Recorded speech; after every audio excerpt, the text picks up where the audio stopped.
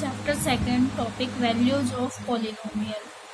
आपको कोई polynomial given होगा, उसमें हमें उसके वेरिएबल की वैल्यू गिवन होगी और उस वेरिएबल की गिवन वैल्यू पे हमें पॉलिनोमियल को सॉल्व करना होता है। उसी को हम कहते हैं वैल्यू ऑफ पॉलिनोमियल। जैसे एक पॉलिनोमियल यहाँ पे गिवन है 5x² - 3x + 7 और हमें x = 1 पे इसकी वैल्यू फाइंड करनी है। तो जहाँ जहाँ x गिवन है वहाँ वहाँ हम 1 पुट कर देंगे।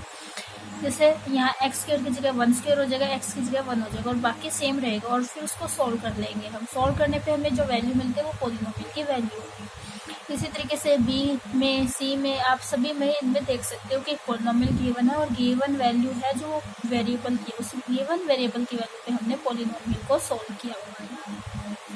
इसी से रिलेटेड आपके एक्सरसाइज 2.2 में क्वेश्चन नंबर 1 है, जिसमें हमें find the value of the polynomial 5x - 4x² + 3 at x = 0। इस पॉलिनोमियल की वैल्यू हमें 0 पे फाइंड करनी है।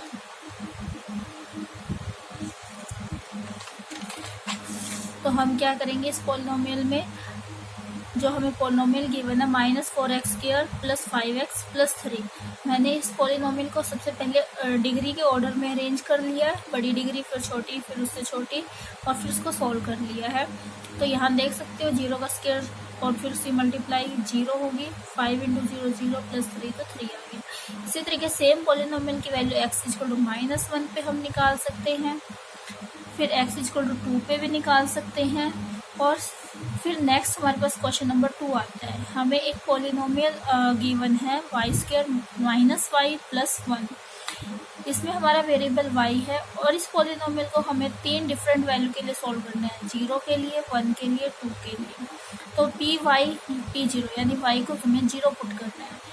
ठीक है, तो पहले 0 पुट करके वैल्यू निकाल लेंगे, देख सकते हैं +1 आ रही है। फिर हम क्या करेंगे, इसी पॉलिनोमियल में सेम 1 पुट करके देखेंगे, y की जगह y को 1 पुट करेंगे, देखेंगे 1 आ रही है। फिर इसी पॉलिनोमियल में 2 पुट करेंगे तो देखेंगे हमारी वैल्यू सॉल्व करने पे क्या आ रही है, 3 आ रही है।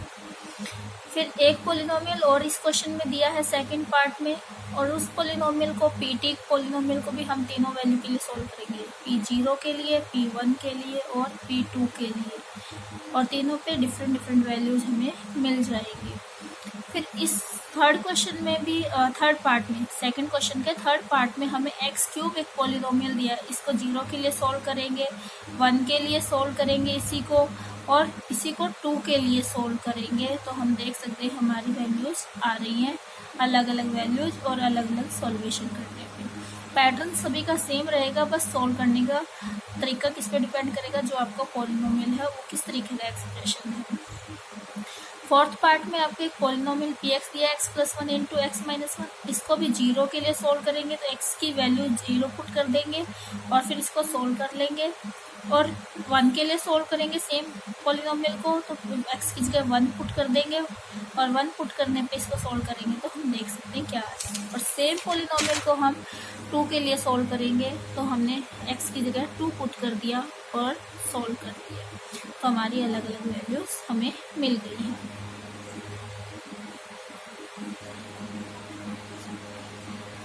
फिर हमारा टॉपिक आता है जीरोज ऑफ पॉलिनोमियल। जीरोज कैसे फाइंड करेंगे हम पॉलिनोमियल के? जीरोज फाइंड करने का मतलब है कि हमें x की वैल्यू फाइंड करनी है और x की वो वैल्यू फाइंड करनी है जिस पे पॉलिनोमियल की वैल्यू 0 आ जाए। अभी हम जो वैल्यू निकाल रहे थे वो हमारी वैल्यू कभी 1 आ रही थी, 2 आ रही थी, 4 आ रही थी, 8 आ रही थी, अलग अलग वैल्यूज आ रही थी। लेकिन अब हमें क्या बनाना है, पॉलिनोमियल की वैल्यू को सिर्फ 0 बनाना है। इस तरीके से हमें x की वैल्यू पुट करनी है उसमें। तो हम कैसे बना सकते हैं, जब हमें पॉलिनोमियल के जीरोज फाइंड करने होते हैं तो हम पॉलिनोमियल को ही 0 के इक्वल पुट कर देते हैं, यानी px को 0 मान लेते हैं, और px को 0 मानेंगे तो x - 1 भी किसके इक्वल हो जाएगा, 0 के।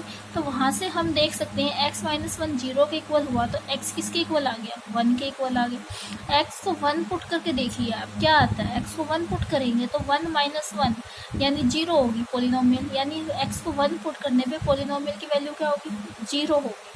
तो हम ये कह सकते हैं कि जिस वेरिएबल की वैल्यू पे पॉलिनोमियल की वैल्यू 0 हो जाए, वेरिएबल की वो वैल्यू पॉलिनोमियल का जीरोज होती है। तो इस तरीके से हम पॉलिनोमियल के जीरोज भी फाइंड कर सकते हैं। एक्सरसाइज का question number 4, find the zeros of the polynomial in each of the following case. इसमें हमें पॉलिनोमियल्स दिए हैं और हमें उनके जीरोज फाइंड करने हैं। तो हम सेम पैटर्न में चलेंगे। पहले polynomial P X equal to X plus 5 लिखा, फिर एक्स को 0 पुट किया तो उससे एक्स प्लस 5 भी 0 हो गया। वहाँ से एक्स की वैल्यू निकाली, plus 5 left side right side में जाकर क्या बन गया, -5 बन गया। तो ये -5 वो वैल्यू है एक्स की जिसपे आपका पॉलिनोमियल आपको क्या देने वाला है, 0 वैल्यू देने वाला है। इसीलिए -5 is the zeros of the polynomial. Same आगे एक पी एक्स और आपको गिवन है x -5।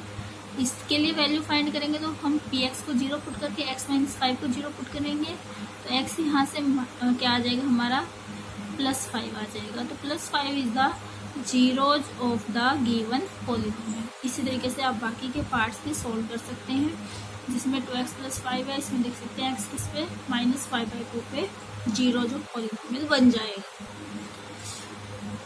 फोर्थ पार्ट में, फिफ्थ पार्ट में आप सभी में x की वो वैल्यू फाइंड कर सकते हैं जिस पे आपको पॉलिनोमियल का जीरो चाहिए।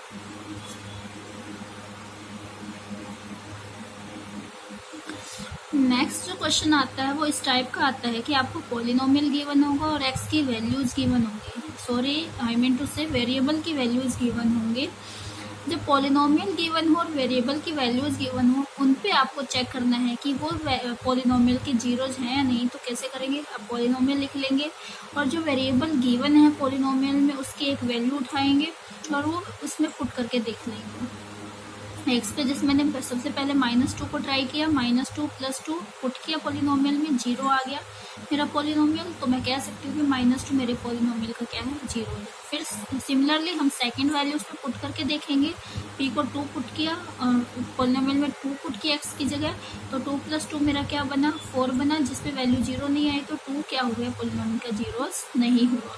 इसी तरीके से अगर कोई भी दो वैल्यूज गिवन है और एक पॉलिनोमियल गिवन है तो हम चेक कर सकते हैं कि वो वैल्यूज हमारे पॉलिनोमियल के जीरोज होंगे या नहीं।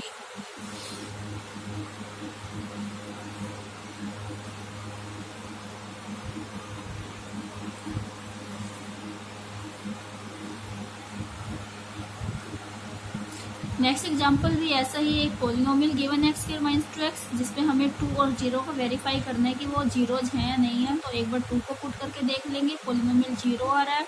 एक बार 0 को वैल्यू पुट करके देख लेंगे इसमें भी पॉलिनोमियल 0 आ रहा है। तो 2 और 0 दोनों ही हमारे पॉलिनोमियल के क्या हो जाएंगे, जीरोज हो जाएंगे। एक्सरसाइज का क्वेश्चन नंबर 3 इसी से रिलेटेड है। आपको पॉलिनोमियल दिए हैं और उसके सामने x की वैल्यूज दी हुई हैं और उन पे आपको चेक करना है कि वो पॉलिनोमियल के जीरोज हैं या नहीं है। तो आप डायरेक्ट वैल्यूज पुट कीजिए और चेक कीजिए कि पॉलिनोमियल 0 आ रहा है, नहीं आ रहा है तो यस वो पॉलिनोमियल का जीरोज होगा।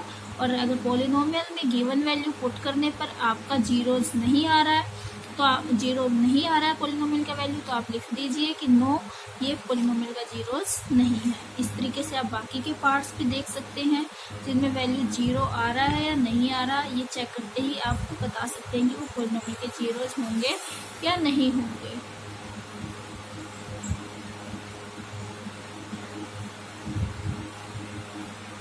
एंड लास्ट में एक चीज़ और मैं आपको बताना चाहूँगी, जब आप किसी पॉलिनोमियल के जीरोज फाइंड कर लेते हैं तो एक तरीके से आप उसके रूट भी फाइंड कर लेते हैं। रूट के बारे में हम नेक्स्ट टॉपिक में जानेंगे, लेकिन ये एक ही चीज़ है एक तरीके से कि जो पॉलिनोमियल हमें गिवन होंगे, जीरोज या हम कहें रूट, सेम चीज़ होते हैं पॉलिनोमियल के एक तरीके से, बस थोड़ा सा उनमें बेसिक डिफरेंस रहेगा, वो हम समझेंगे क्या डिफरेंस रहेगा। तो अगर आप जीरोज फाइंड करना सीख लेते हैं तो आपको रूट फाइंड करने में बहुत ईजी होगा। Thank you.